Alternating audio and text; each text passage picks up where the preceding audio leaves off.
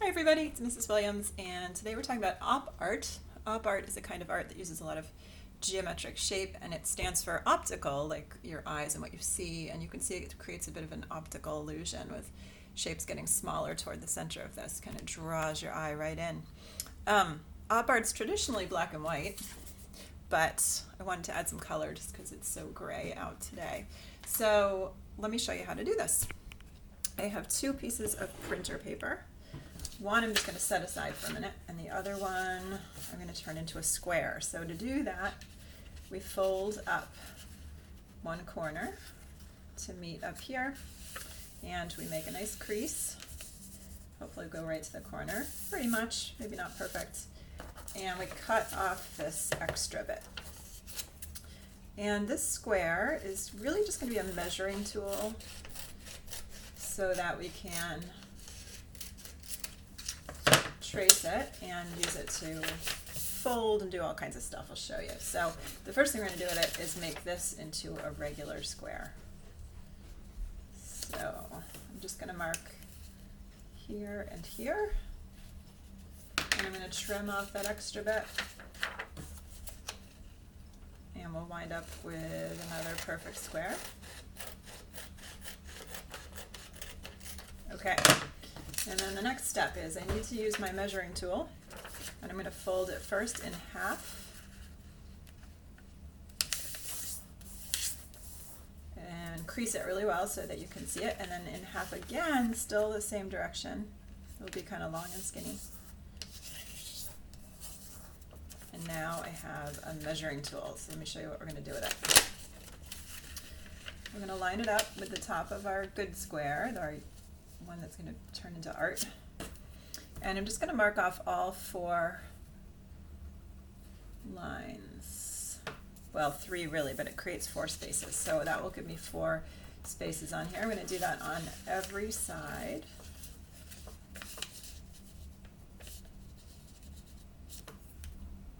One, two, three. And while I'm doing that, I'm thinking about, I need to find some kind of straight edge. Could be a ruler, could just be a piece of paper or a piece of cardboard. A book will work if it's a big book.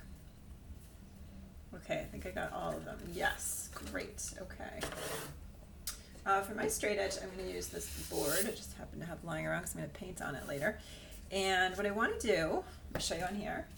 Actually, I have a big one that I'm working on. Show in here.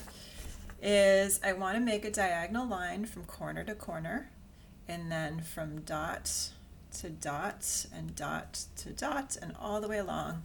So let me show you how we do that. So corner to corner. You're going to want to work slowly and carefully. I'm rushing a little bit because I don't want a long, boring video. Okay, there we go. And corner to corner.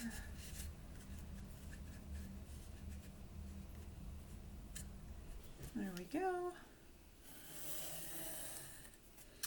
Okay, and then we need to go dot to dot. So I don't have to shift it too much. I just line up with that dot, and try to get it to go right through the center as best you can.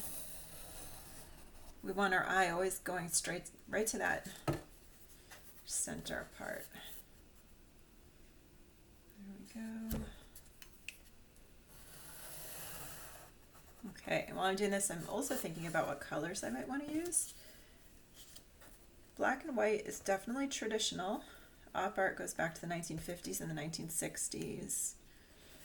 I always think of the fashions of the 1960s. Very geometric. Okay, and then dot to dot over here. There we go. And here. You'll know you're doing it right as long as you're getting this nice diagonal and going right through the center. And here. Okay. It's like the beginning of a spider web. Great. Okay, now we're making these little squares. It's like a box within a box within a box within a box all the way down to the center. So you can see how my line goes from this diagonal to this diagonal, and then same again all the way around. So I'm going to go ahead and do that. And the boxes get smaller as they go down toward the center. There we go. And here.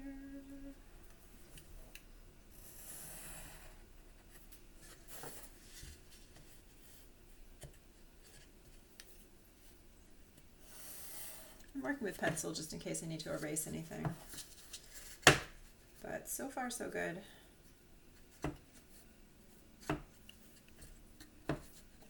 I would definitely recommend working with a ruler instead of a giant piece of wood. That would be easier.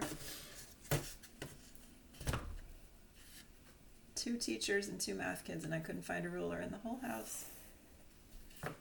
And we're getting there.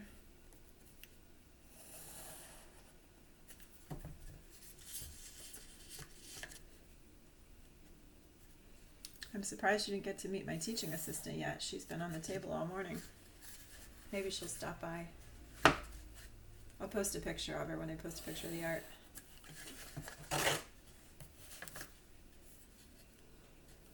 Okay. Is that right? Yep. This will be the last one for now. Okay. And as I'm finishing this up, when you switch to using Sharpie or marker, you're going to want to put something underneath that. You don't want to ruin your table or your desk with a Sharpie going through this nice thin paper. So you can see how I've got my boxes going right down to the center, and I'm even going to add a smaller box right here. And then I want to be thinking about my color pattern. So you can see how this goes black, black, black down to the middle, and then it's staggered. This one's black and this one's black. And so I would recommend doing that black first and then going in and adding some other color details. And I'll put some pictures up on our art room links. Okay, I hope you enjoy this project. I will see you soon. Bye.